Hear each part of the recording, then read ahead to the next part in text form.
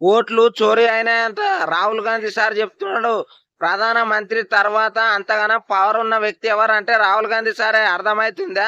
కర్ణాటక ధర్మపుర అనే ఒక MP constituency అందుట్ల 1,00,000 మీదనే ఓట్లు చోరీ అయినాయట. ఇంకోటి డూప్లికేట్ ఓట్లు 11,000 మీదనే ఉన్నాయట. డూప్లికేట్ ఓట్లు అంటే మన ఊళ్ళో సర్పంచ్ ఎలక్షన్ జరిగితే వేరే ఊరోళ్ళు ఈ ఊళ్ళే అడ్రస్ ప్రూఫ్ తీసుకొని ఈ ఊళ్ళో ఓటేయడం అన్నట్టు. ఒక్క మనిషికి ఎన్ని ఓట్లన్నా గుద్దొచ్చు. ఒక ఫ్యామిలీలో 80 మంది ఆడని ఉంటారా? ఆ 80 మంది ఓట్లు పడ్డాయా లేదా అని ఇంటికాడికి పోయి చెక్ చేస్తే కూడా వాళ్ళు ఎంబడవాడి తిడుతుర్రంట. అసలు ఆ ఇంట్లో 80 మంది అట్టే ఇల్లే కాదంట. ఇంకొకటి చెప్తున్నా ఏమిటిదంటే ఓటు అనేది మన హక్కు. ఒక ఒక వ్యక్తిని అంటే మనం మంచి కోరుకోవాలి, మంచి జరగాలి అని అనుకుంటే మంచి వ్యక్తికి మనం ఓటేస్తే మంచి వ్యక్తిని కాకుండా వేరే వాళ్ళే గెలవాలి అని చెప్పేసి జరిగిన కుట్రలు అన్నట్టు. ఇటువంటివి జరగకుండా ఉండాలంటే ప్రతి ఒక్కరూ బయటికి రావాలి.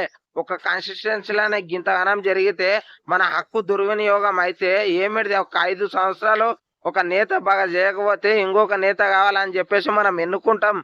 అర్థమవుతుంది. ఆ ఓటు అంటే ఏంటనుకున్నా ఒక కోటర్ బిర్యానీ కాదు.